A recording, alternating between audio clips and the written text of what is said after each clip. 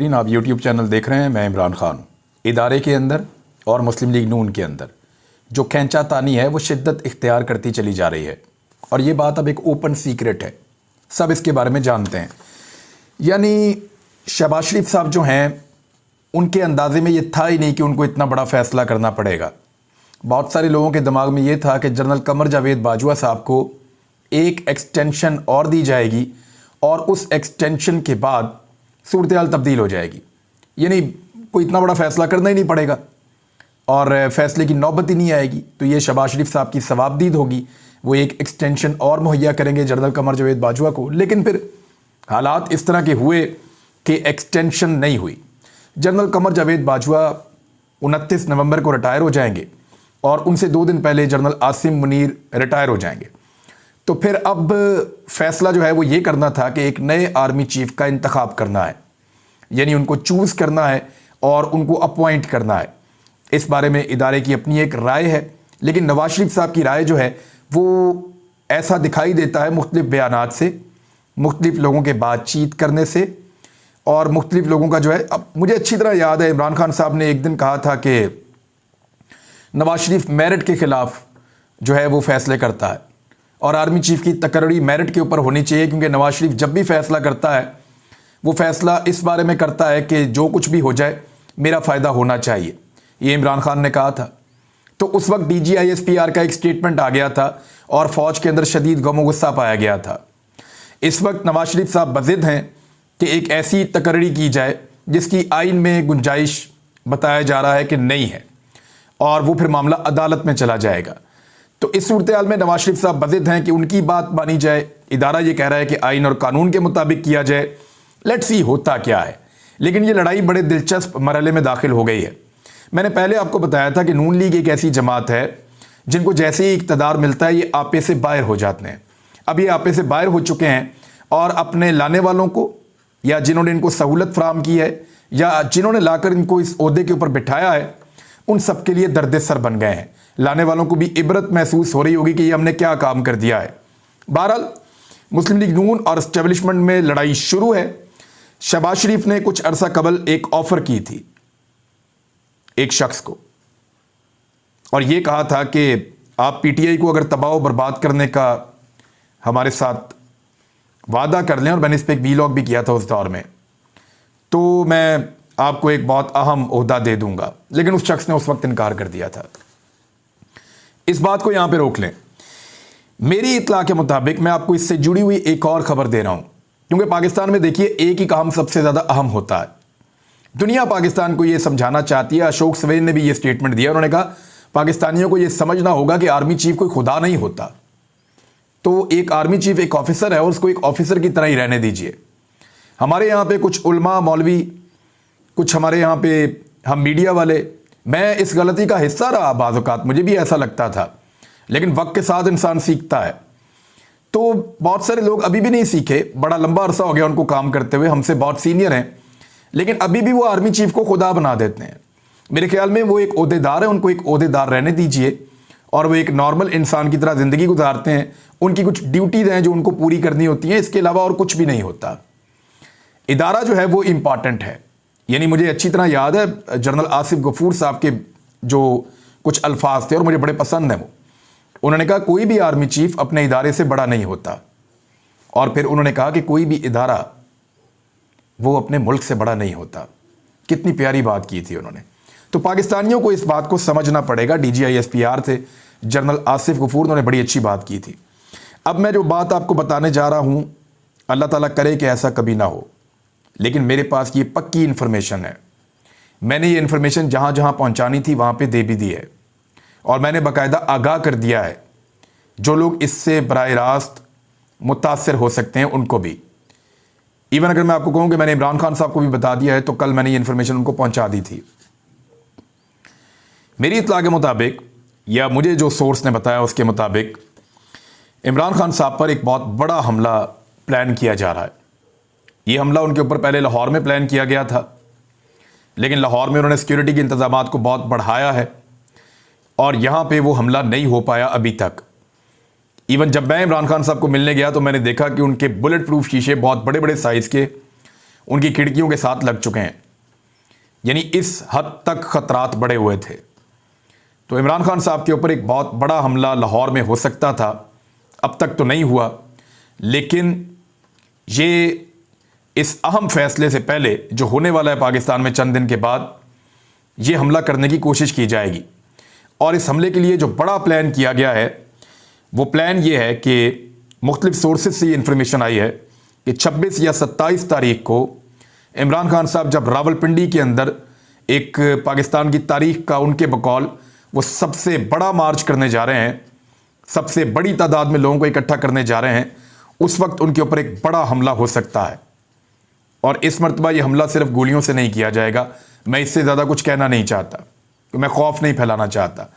तो इमरान खान साहब के ऊपर एक असैसिनेशन अटेम्प्ट की जाएगी, और अगर इस अटेम्प्ट में कामयाबी हासिल हो जाती है, देखिए मैं पूरा प्लान आपके सामने रख रहा हूं, तो फिर एक ऐसे शख्स को एक अहम ओहदा दिया जाएगा जिसके बाद पाकिस्तानी ये समझेंगे कि इमरान खान के दुश्मन जो हैं उनकी मुराद पूरी नहीं हुई, या इमरान खान के दुश्मन जो चाहते थे वो नहीं हुआ।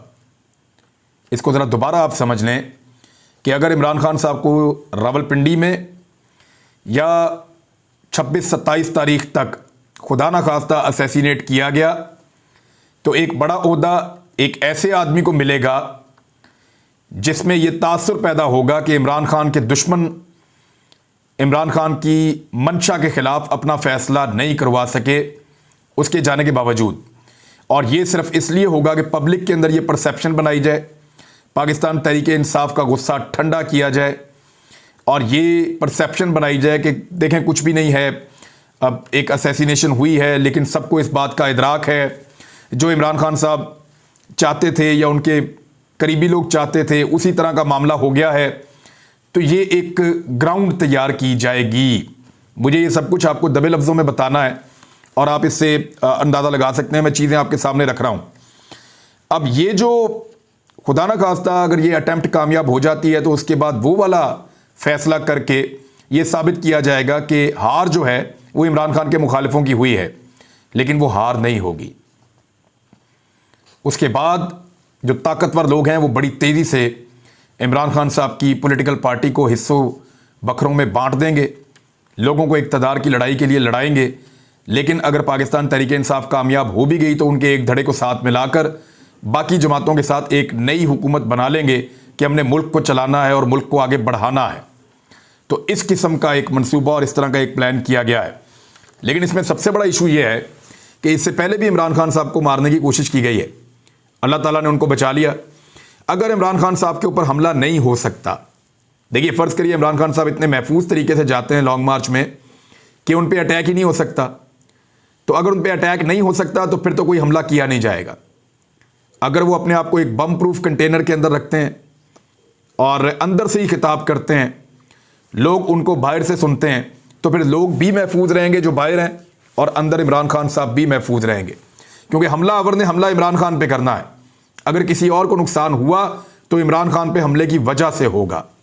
अगर इमरान खान साहब पर हमला करने का कोई मौका ना मिले तो बाकी लोग भी महफूज रहेंगे, इस बात को याद रखिएगा। और यही मैंने पाकिस्तान तहरीक इंसाफ और इमरान खान साहब को खुद भी और उनके लोगों को भी कन्विंस करने की कोशिश की है कि जितना हो सकता है इमरान खान की हिफाजत का बंदोबस्त करें, क्योंकि अगर इमरान खान साहब पर हमला ना कर सका उनका मुखालिफ तो फिर किसी पर भी हमला नहीं होगा, लोग भी वहाँ पे महफूज रहेंगे। अगर इमरान खान साहब के ऊपर ये अटैम्प्ट की गई या अटैम्प्ट ना हो सकी तो ऐसी सूरत में ये इंपोर्टेड हुकूमत क्या करेगी? फिर तो इंपोर्टेड हुकूमत बहुत बुरी तरह फंस जाएगी और फिर कोई चांस नहीं होगा कि वो पाकिस्तान तहरीक इंसाफ को तोड़ सकें और जल्द इलेक्शन से बच भी सकें। तो फिर उनको दूसरा फैसला करना पड़ेगा, लेकिन दूसरे फैसले में अपना पसंदीदा फैसला वो कर नहीं पा रहे, यहां बहुत बुरी तरह फंस गए हैं। यानी इतनी बुरी तरह फंस गए हैं कि इस वक्त अजीबोगरीब स्टेटमेंट आ रहे हैं। राणा सनाउल्लाह का आपने सुना कि समरी आए या ना आए, हम फैसला कर लेंगे कि वजीर आजम आर्मी चीफ का तकर्रुर कर देंगे और यह आईनी और कानूनी होगा।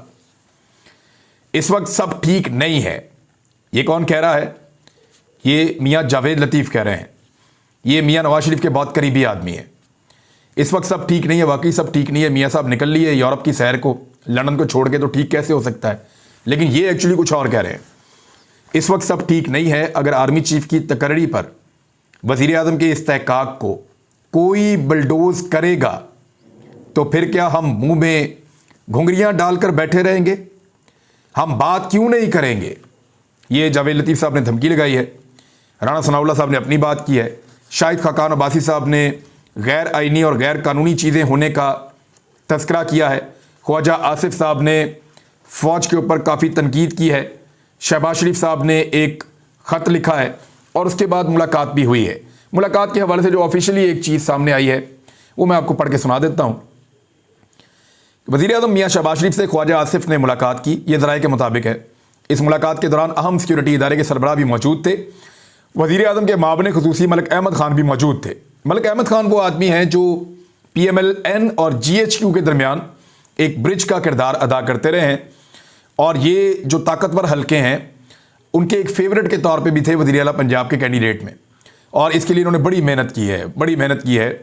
इवन इन्होंने वो चीज़ें भी पॉलिश की हैं जो नॉर्मली कोई नहीं करता।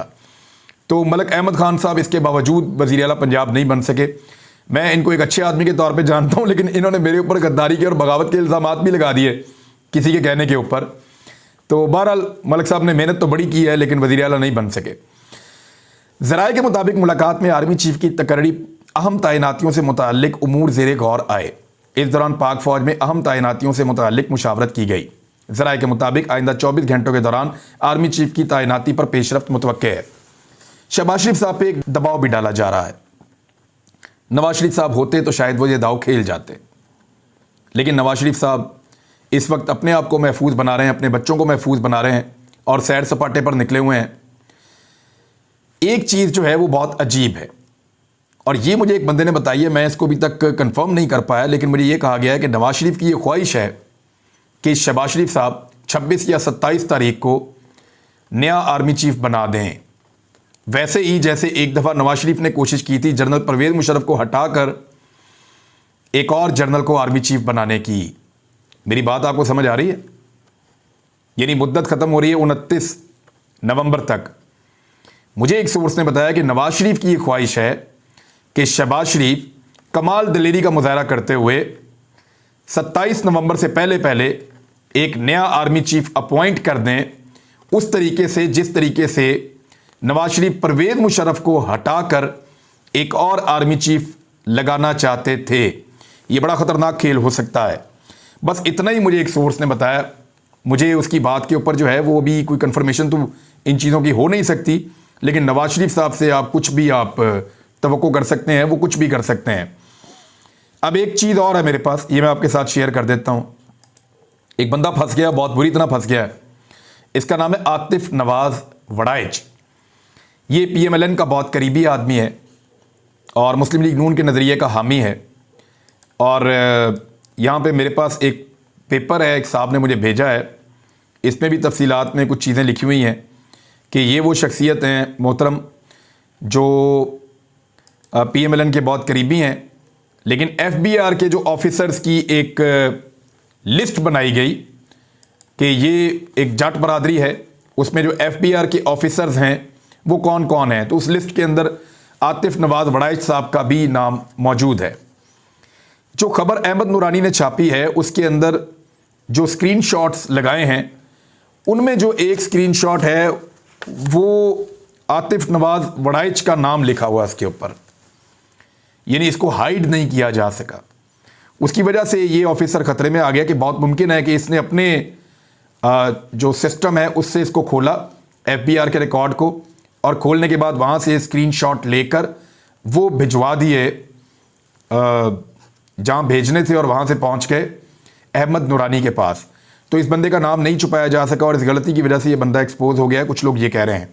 बहुत मुमकिन है इस आदमी को गायब कर दिया जाए या इसके ऊपर कार्रवाई की जाए, लेकिन जो बज़ाहिर दिखाई दे रहा है वो ये है कि ये नून लीग का आदमी है, पाकिस्तान तहरीक इंसाफ पर हमेशा बहुत तनकीद करता रहा है और एंटी इदारों का जो बयानिया है वो भी ये बंदा अपनाता रहा है।